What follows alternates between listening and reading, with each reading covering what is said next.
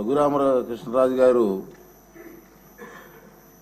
సభాపతిగా ఏకగ్రీవంగా ఎన్నికైనందుకు నాకు మీ అందరికీ కూడా సంతోషమే. నాకు మరీ సంతోషం ఏంటంటే అతనికి మాకు చాలా సంవత్సరాలుగా కలిసి ఉన్నాం, ఫ్రెండ్లీగా, ఇప్పుడు కూడా నవ్విస్తూ ఉండే వ్యక్తి.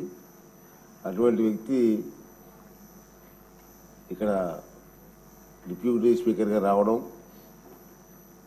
మనందరికీ ఉల్లాసంగా ఉంటుంది. ఇక అతను సీట్లో ఉంటే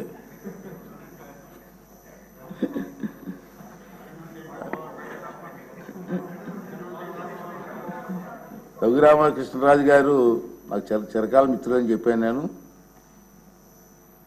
రాజుగారు 14th May 1962 నాడు సంవత్సరంలో విజయవాడలోనే జన్మించారు. ఇక్కడే వీరు సూనారాయణ రాజు గారు అన్నపూర్ణ దంపతులకు జన్మించారు. వీరు మా విశాఖపట్నం ఆంధ్ర యూనివర్సిటీలో చదువుకున్నారు. పోస్ట్ గ్రాడ్యుయేట్ పట్టా పొందారు. అలాగే ప్రముఖ పారిశ్రామికవేత్త, మీ అందరికీ తెలిసిన విషయం, కొత్త ఏం కాదు. వేల మందికి ఉద్యోగ అవకాశాలు కూడా పారిశ్రామికవేత్తగా కల్పించిన వ్యక్తి. తర్వాత వీరి తాతగారు అయినటువంటి జిఎస్ రాజు గారు ఆంధ్రప్రదేశ్ శాసన మండలికి డిప్యూటీ చైర్మన్గా పనిచేశారు.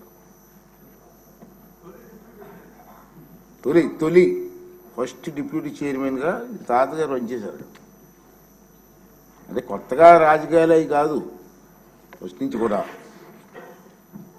వీరు చాలా ప్రదేశాల్లో, అంటే మేము ఎక్కువ కాలం నుంచి కలిసి ఉంటున్నాం కాబట్టి తెలుసు నాకు, ఈ ప్రాంతం ఆ ప్రాంతంలో లేదు, ఎక్కడ హెల్త్ క్యాంప్స్ కానివ్వండి, బ్లడ్ డొనేషన్ క్యాంప్స్ కానివ్వండి, ఐ క్యాంప్స్ కానివ్వండి, వారి చేతుల మీదకి ఎన్నో కార్యక్రమాలు చేశారు.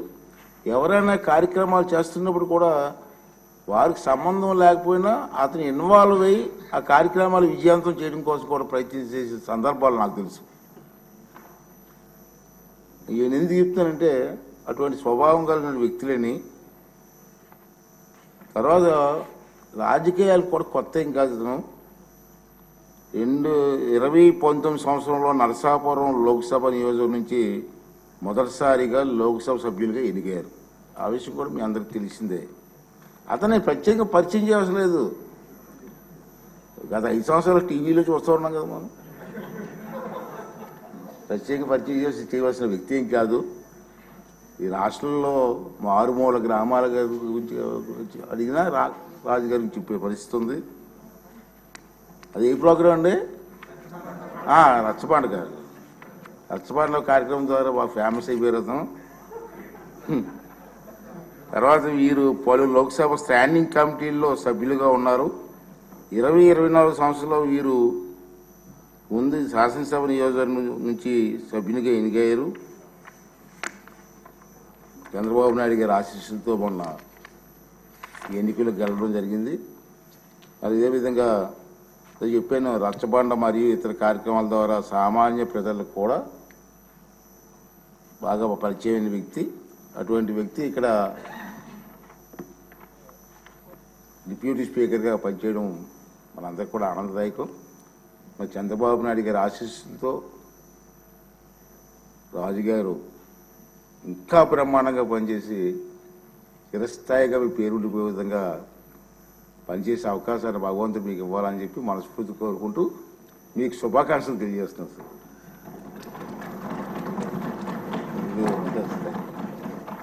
సార్. బాబు గారు, కళ్యాణ్ గారు, మనోహర్ గారు,